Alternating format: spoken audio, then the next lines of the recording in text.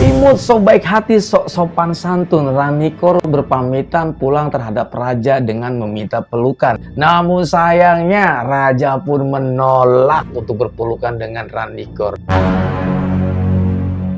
Pelukan aja lo sono sama tiang listrik.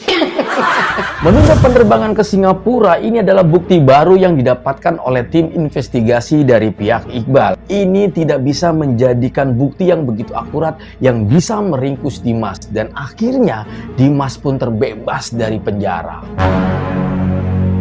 Dimas punya rencana yang lebih berbahaya, yang awalnya ingin menyingkirkan raja, tapi saat ini dia akan menyingkirkan Asri dari kehidupan raja.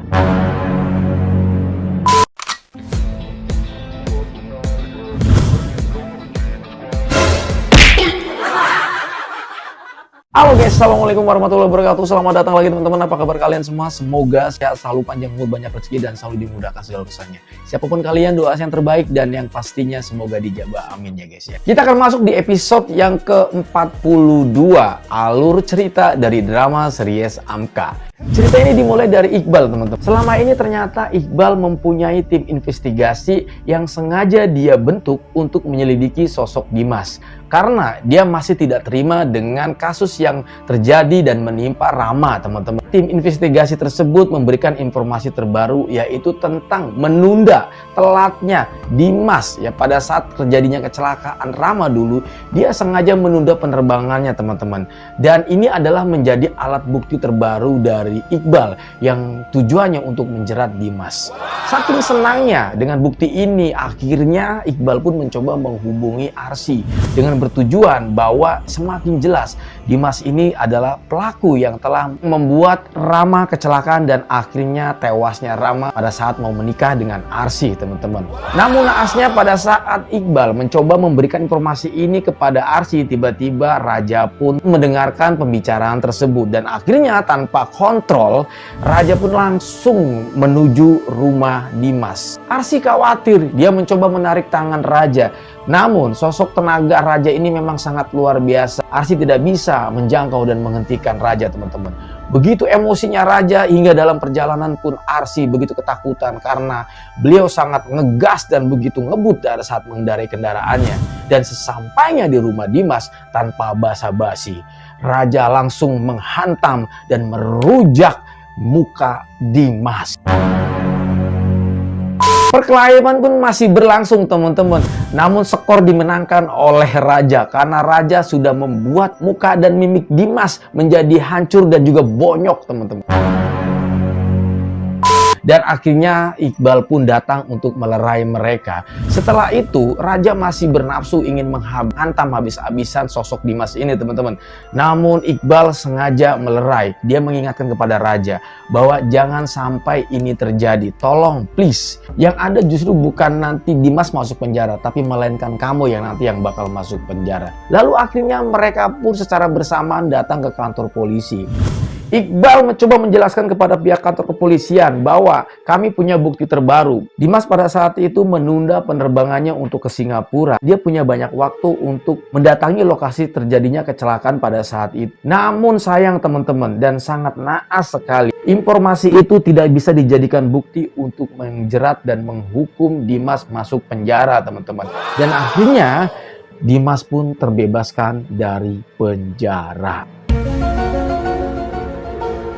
Mendengar keputusan dari pihak kepolisian, akhirnya raja pun langsung berdiri dan langsung saja emosi kembali teman-teman, ingin merujak kembali muka Dimas. Untungnya banyak polisi dan juga ada Iqbal yang melerai dan mencoba meredamkan emosi raja pada saat itu teman-teman. Dan akhirnya pihak kepolisian karena tidak mau ada keributan yang terus berulang, membubarkan mereka dan menyuruh mereka semuanya untuk pulang ke rumah mereka masing-masing. Sesampainya di rumah, Dimas ini ternyata tidak terima teman-teman. Dia merasa bahwa kejadian tadi siang yang terjadi kepada dirinya ini sudah merugikan dirinya. Mukanya sudah hancur, sudah babak belur, dan emosinya semakin memuncak. Dengan gayanya yang psikopat, diam, halus tapi sangat berbahaya, Dimas akan mengancam dan membuat strategi. Dia akan mengambil orang yang sangat disayangi oleh raja, yaitu Arsy. Dan lebih mengerikannya kembali teman-teman, Dimas ingin melenyapkan Arsy dari kehidupan raja.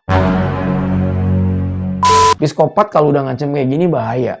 Dia caranya halus. tahu-tahu hilang aja gitu. Tapi mudah-mudahan ini tidak bisa terjadi ya. Di mana-mana kejahatan pasti selalu kalah dan kita percaya itu. Kenapa bisa belum tertangkap? Karena episodenya masih panjang. Jadi kalian sabar. Dan sesampainya di rumah pun Iqbal merasa ini semua sudah kacau. Kenapa dia bilang bisa kacau?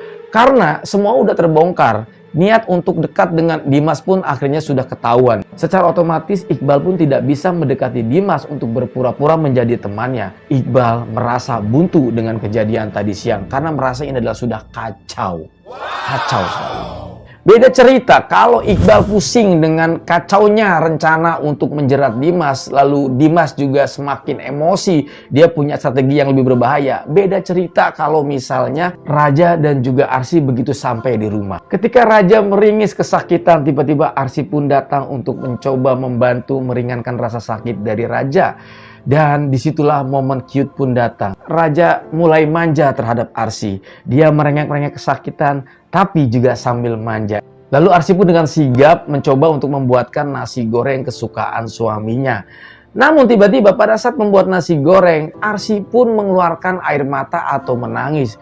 Dan Raja pun kaget, apa yang membuat istri saya menangis? Begitu didekati oleh Raja, ternyata inilah penyebabnya. Bawang. Otomatis, karena membuat Arsy menangis, Raja pun sangat emosi terhadap bawang. Dia omeli dan rujak habis-habisan bawang itu, sampai bawang itu tidak berkutik dan mungkin berubah bukan menjadi bawang merah, tapi terong pemirsa. Sebelum mengakhiri episode ini teman-teman, kita tahu bahwa Sumi sampai saat ini belum terlihatan batang hidungnya. Ternyata Sumi lagi mudik ya teman-teman, dan sesampainya di Jakarta, Sumi ini membawa pembantu baru. Lalu Renata ini teman-teman, Renata ini sibuk nelponin Iqbal terus ya.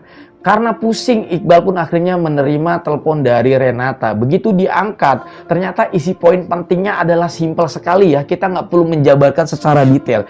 Renata minta kepada Iqbal untuk memberi kesempatan yang kedua.